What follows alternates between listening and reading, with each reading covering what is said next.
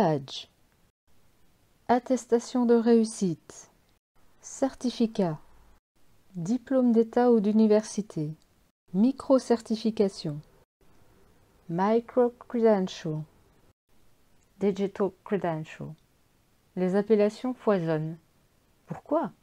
Synonyme ou réelle différence? Quel sens donner à chacun de ces supports? Et la blockchain dans tout ça? Dans cette courte vidéo, nous allons vous aider à vous y retrouver entre ces différentes formes de représentation des acquis, diplôme, certificat papier et numérique, attestation et badge. Nous commencerons par quelques précisions sur la terminologie et présenterons les différentes formes avant de procéder à une comparaison selon une série de critères.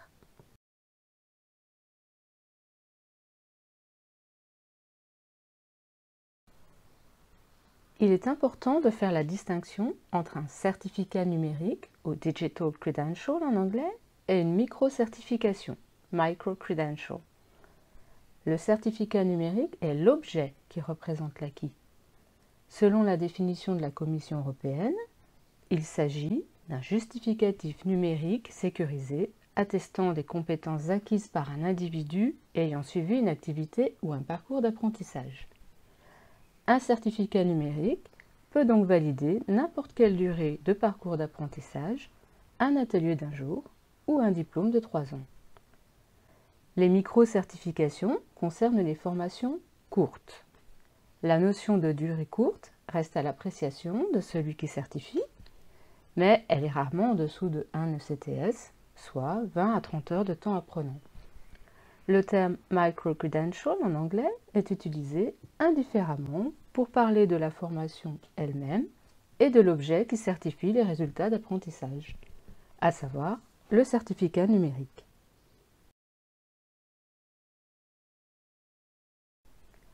Le certificat numérique remplace le parchemin papier d'autrefois que l'on conservait précieusement dans nos archives. Revenons maintenant à la position du micro-certificat et de la micro-certification par rapport aux autres appellations évoquées. Ces 3 supports sont utilisés pour attester des acquis d'apprentissage à un niveau micro.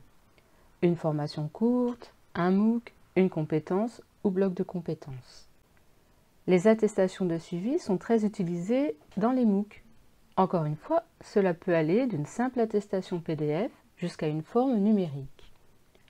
Les badges, par leur nature même, sont sous format numérique, tout comme les micro-certificats. Peu importe la technologie derrière, comme par exemple la blockchain, le format numérique final a une importance, non seulement par la protection qu'il offre, mais aussi pour son potentiel à rassembler les informations vitales à une véritable certification de compétences.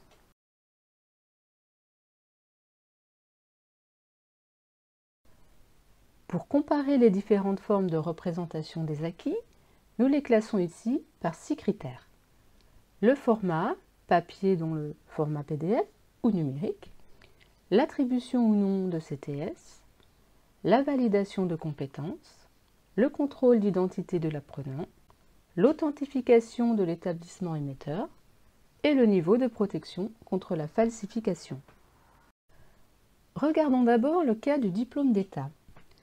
Le format traditionnel papier, ou son équivalent PDF, offre une authentification moyenne de l'établissement émetteur par le biais du sceau ou du tampon de l'université. Mais rien n'empêche un apprenant peu scrupuleux de falsifier un diplôme. Par ailleurs, la traçabilité du document est très faible. La version certificat numérique sécurisé est beaucoup plus fiable de ce point de vue. De plus, un certificat numérique permet d'inclure beaucoup plus d'informations sur les compétences acquises. Les diplômes d'université, ou DU, sont comparables aux diplômes d'État, mais ne donnent pas lieu à l'attribution de CTS. Il devient alors plus intéressant d'utiliser le format certificat numérique pour mettre en valeur les compétences acquises par l'apprenant. Les micro-certifications cochent quasiment toutes les cases, à condition d'associer un contrôle d'identité de l'apprenant lors des évaluations. Sinon, comment peut-on attester de l'acquisition de compétences? Les attestations de suivi de MOOC sont habituellement basées uniquement sur la participation et la réussite de quelques quiz. Le contrôle d'identité est faible, voire inexistant, tout comme l'authentification de l'établissement émetteur. Encore une fois, comment peut-on valider des compétences sur une telle base? Enfin, les badges sont souvent comparés aux micro-certifications. Les Open Badges reposent sur une reconnaissance de compétences par la communauté. Ceux-ci sortent du périmètre institutionnel. En principe, n'importe quel individu ou organisation peut attribuer un badge à quelqu'un en reconnaissance de ses compétences. Mais le contrôle d'identité n'est pas obligatoire. Comme les badges ne sont pas formels, il n'y a pas d'authentification systématique d'un établissement émetteur. Pour conclure, si nous voulons valider des compétences de manière sérieuse, il faut renseigner ces compétences dans le certificat, préciser les modalités d'évaluation de ces compétences, contrôler l'identité de l'apprenant lors de cette évaluation et s'assurer de l'authenticité du document attestant de ses compétences. Le certificat numérique s'impose alors comme la solution idéale.